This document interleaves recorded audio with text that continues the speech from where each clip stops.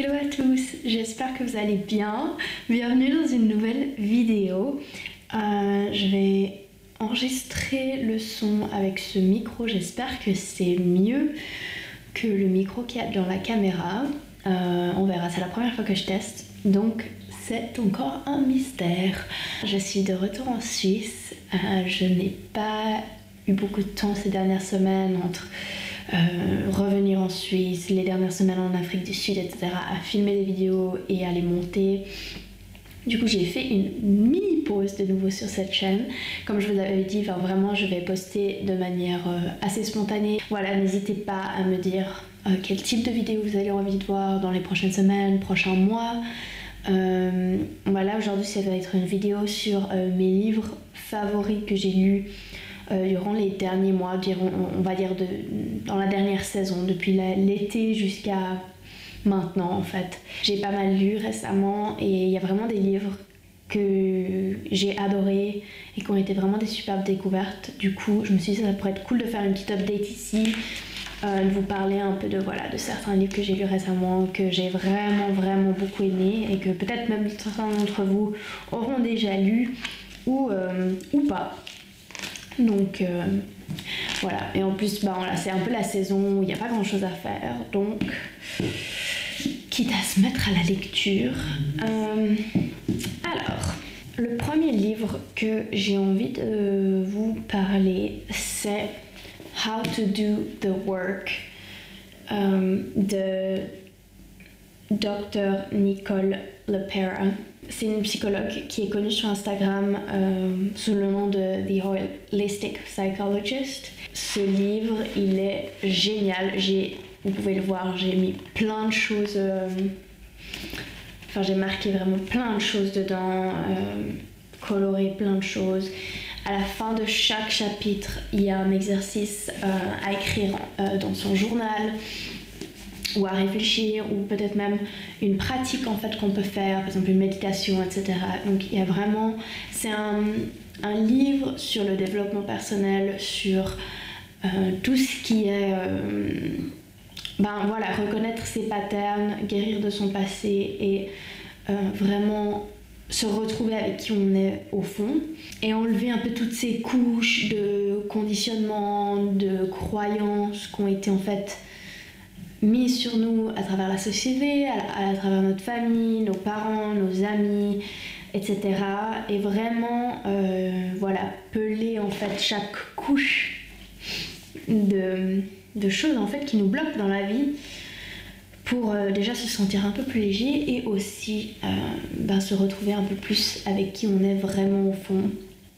J'ai vraiment beaucoup aimé ce livre parce que je trouve que des fois les livres de développement personnel, ils sont très spirituels ou pas très pratiques en fait.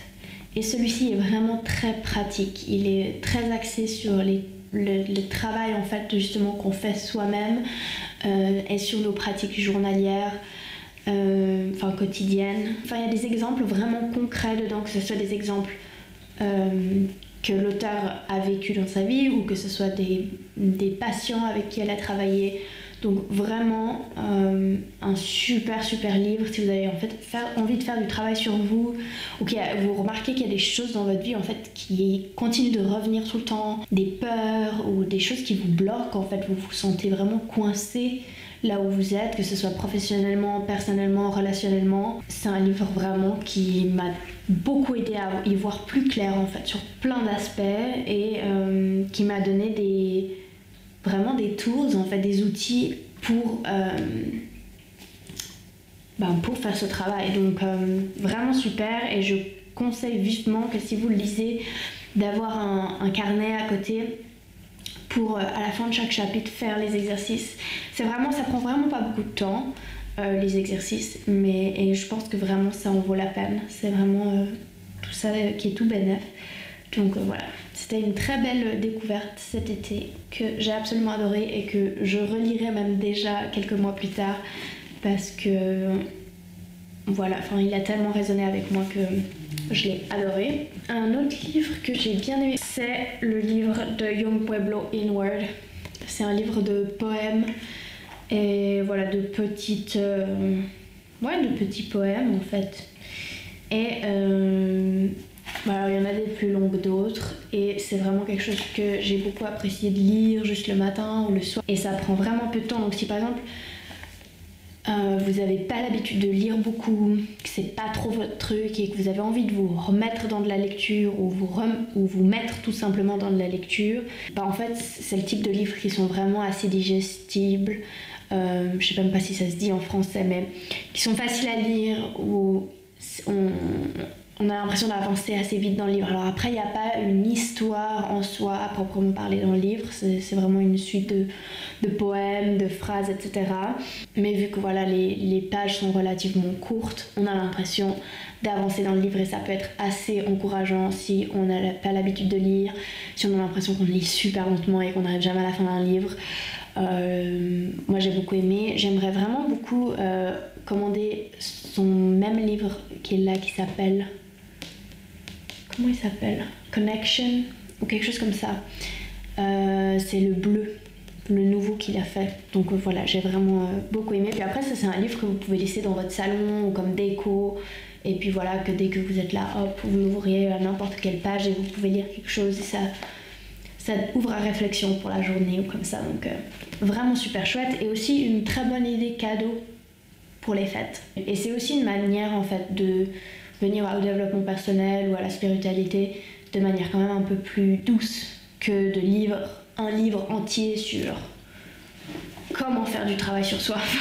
Alors après celui-là était très pratique, mais voilà, c'est une autre manière d'écriture que j'ai beaucoup aimée. Ensuite, j'ai lu The Midnight Library, la bibliothèque de minuit, de Matt Haig. Et j'ai adoré ce livre, ça a vraiment été un de mes livres favoris de toute l'année, même de tous les livres que j'ai jamais lus.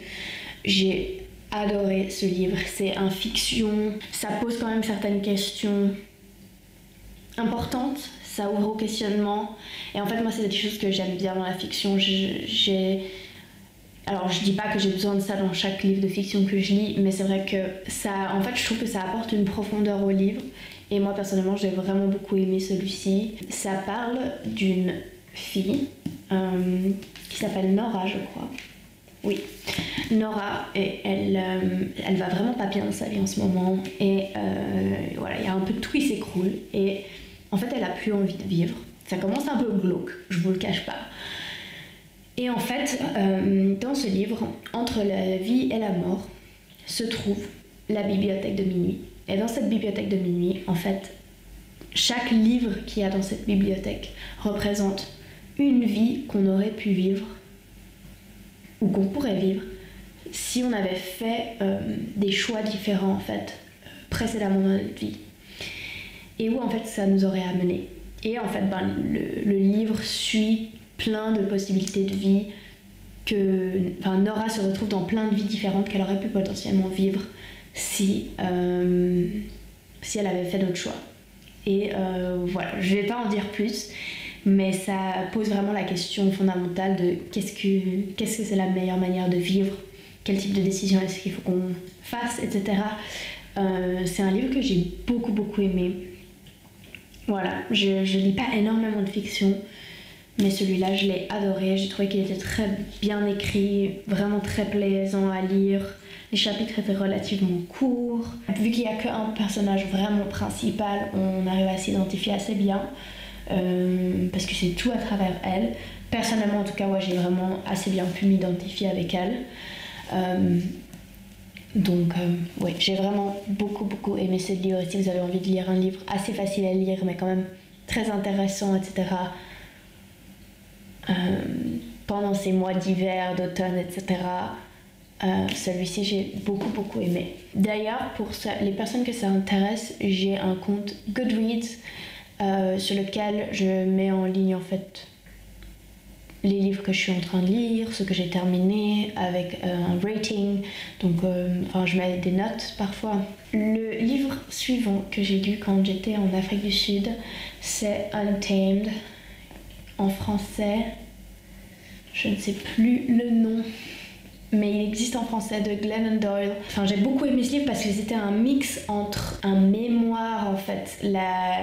L'auteur parle beaucoup de sa vie, de son parcours à elle pour illustrer en fait certains concepts. Et un livre aussi de développement personnel, mais c'est un livre qui m'a beaucoup touchée. Elle parlait par exemple de la relation qu'elle avait avec ses enfants. Personnellement, ça m'a beaucoup touchée de voir la manière dont elle communique avec ses enfants. Ouais, j'ai trouvé que c'était un récit très poignant et que c'est vraiment un livre où en fait il m'a fait ressentir tellement d'émotions en fait différentes pendant que je l'ai lu. Je me suis rendu compte qu'en fait tous ces bouts où il y a des choses qui m'ont un peu confrontée, on va dire, c'est en fait juste révéler des choses par rapport à moi. Ça n'avait rien à voir avec elle, son parcours, ce livre qu'elle a écrit, etc.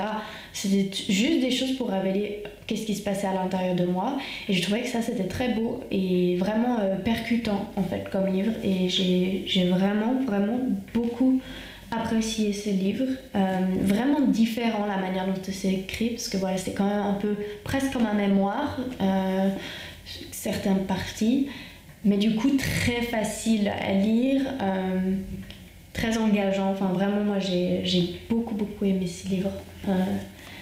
Ouais, vraiment unique en son genre, j'ai trouvé. Et ensuite, le dernier livre que j'ai envie de vous présenter aujourd'hui, c'est Minimal, comment simplifier sa vie et vivre de manière éco-responsable, de Madeleine Olivia.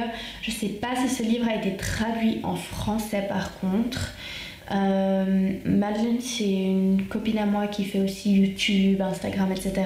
et qui a un mode de vie hyper éco-responsable. Dans ce livre, j'ai beaucoup aimé parce que ça combine en fait le minimalisme avec la durabilité, et du coup pour moi c'était vraiment un livre qui était hyper important, encore plus pour toujours, mais en ce moment, parce que je suis un peu dans une transition de ma vie où je vais devoir me séparer en fait de pas mal de mes possessions, et j'ai envie de la faire de la manière la plus éco-responsable possible. Donc ça m'a beaucoup aidée, et aussi je me rends compte que il y a certaines parties dans mon mode de vie où en fait je pourrais faire un peu mieux, ou qu'il y aurait quelques conseils où je pourrais changer certaines choses pour éviter de créer plus de déchets, peut-être faire quelque chose de manière un peu différente. Et j'ai beaucoup aimé, ça touche à plein d'aspects en fait dans notre mode de vie. Alors après, si vous êtes méga avancé dans l'éco-responsabilité, etc. et tout, peut-être que ça sera pas assez en profondeur pour vous, je sais pas. Personnellement, même que ça fait des années que je m'intéresse à ce sujet, etc. et au minimalisme, c'est un livre que j'ai quand même beaucoup apprécié. C'est un livre que je vais garder parce que même si je vais pas forcément relire de début à la fin, il y a en fait des recettes même carrément dans le livre qui sont super. Par exemple des recettes pour éviter de jeter de la nourriture, qu'est-ce qu'on peut faire avec, je sais pas, du pain sec ou des vieux légumes, etc. pour ne pas les jeter. Il y a des recettes pour comment faire ces produits pour la peau, et ça je trouve que c'est aussi super chouette d'avoir pour si par exemple on veut offrir un cadeau, plutôt que d'aller acheter un flacon quelque part. En fait on pourrait très bien le faire nous-mêmes. Il faut pas 1000 ingrédients, il faut juste avoir quelques huiles essentielles, une eau de rose, etc. et on peut vraiment faire des produits en fait pour la peau ou un gommage pour le corps de manière très simple, avec des ingrédients très faciles à trouver et qui sont pas très chers. Donc voilà, ça j'ai trouvé que c'était super chouette. Il y avait aussi plein de tips de comment faire ces produits de nettoyage maison. Ça c'est vraiment quelque chose que j'utilise, des produits assez naturels, mais c'est vrai que je fais pas encore quelques trucs. Oui, j'ai fait quelques trucs pour la maison. J'ai fait des produits moi-même, mais il y a encore beaucoup de choses que j'utilise dans ma maison qui sont en fait des produits éco et naturels qu'on va trouver en supermarché pour le nettoyage, qui sont quand même assez toxiques, alors qui restent moins pires bien sûr, et j'essaie d'acheter le mieux possible, mais c'est quand même emballé dans du plastique, etc. Enfin c'est pas le plus pur qu'on puisse avoir, quoi, exactement. Et puis sinon il y avait aussi même un chapitre sur le voyage, donc par exemple comment voyager de manière un peu plus éco-responsable. Alors après, je sais que personnellement, je prends un peu l'avion et encore plus récemment, vu la relation que j'ai avec Ross et qu'on bouge quand même assez régulièrement, bah alors là, je sais que c'est une partie de ma vie où c'est un peu compliqué en ce moment. Mais que voilà, il y a d'autres manières aussi, quand on voyage, aussi de juste de voyager de manière un peu plus minimaliste, de pas prendre 1000 bagages et 1000 kilos d'affaires. Il y a même une liste là-dessus. Et puis sinon, il y a quelques recettes de nourriture aussi. Enfin, vraiment, c'est vraiment un guide en fait pour un peu tout. Mais il y a aussi sur la mode et comment réorganiser sa garde-robe. Ou voilà, si vous voulez minimiser votre environnement, bah, comment y aller en fait petit à petit. Je trouve que c'est un livre qui est pas moralisateur. Et ça, je trouve que c'est hyper important. C'est assez encourageant, ça donne plein de conseils. Et de nouveau, c'est un très joli livre avec une très jolie couverture que certainement j'aurai dans ma cuisine à l'avenir ou dans le salon pour, voilà, si des fois je me dis ah ben tiens j'ai envie de faire sa maison, et ben normalement je vais tout pouvoir trouver là-dedans. Donc vraiment chouette et aussi une super idée cadeau si vous connaissez quelqu'un dans votre environnement qui s'intéresse un peu à ces sujets, etc. Ben, il est super chouette en fait. Et c'est pas Madeleine, c'est pas une grande auteure, c'est pas voilà, elle n'est pas écrivain, elle travaille sur les réseaux sociaux, mais elle a écrit ce livre et il est vraiment chouette. Elle a aussi des livres de cuisine d'ailleurs qui sont super. Donc voilà. J'ai lu d'autres livres, mais j'avais envie vraiment de vous présenter mes favoris du moment, des derniers mois. Donc voilà, c'est les livres que j'avais envie de partager avec vous aujourd'hui. Si vous avez envie que je fasse plus de vidéos sur les livres, etc., c'est avec grand plaisir. Je peux en refaire une par mois ou chaque 2 mois ou alors chaque saison avec un peu mes favoris. Si vous avez aussi envie que je parle des livres que j'ai lus que j'ai peut-être moins aimés, ben, je pourrais aussi inclure ça dans la prochaine vidéo si ça vous intéresse. Comme ça vous avez aussi une vue un peu d'ensemble sur les choses en fait que j'aime beaucoup, puis d'autres que ben, peut-être j'aime un peu moins. Ça peut être éventuellement intéressant, donc redites-moi si ça vous intéresse ou si vous voulez juste savoir ce que j'ai bien aimé. Et puis voilà, je crois que c'est tout pour aujourd'hui. Merci beaucoup d'avoir regardé cette vidéo, j'espère qu'elle vous a plu et j'espère que vous passez une bonne période de l'Avent qui peut être parfois intense. C'est la première fois depuis des années que j'ai l'impression d'être un peu plus au calme et ça fait beaucoup de bien. Donc j'espère que vous allez prendre un peu soin de vous aussi à cette période parce que c'est important. Il y a les fêtes qui arrivent juste après, c'est une période très intense. Et on a tous besoin d'un peu de repos parce que c'est aussi une saison qui en demande beaucoup. Donc voilà, j'espère que vous allez pouvoir prendre un petit moment par-ci par-là ou chaque jour en vous réveillant ou avant d'aller dormir, même si c'est quelques minutes. Donc voilà, prenez soin de vous et je vous dis à la prochaine. Ciao!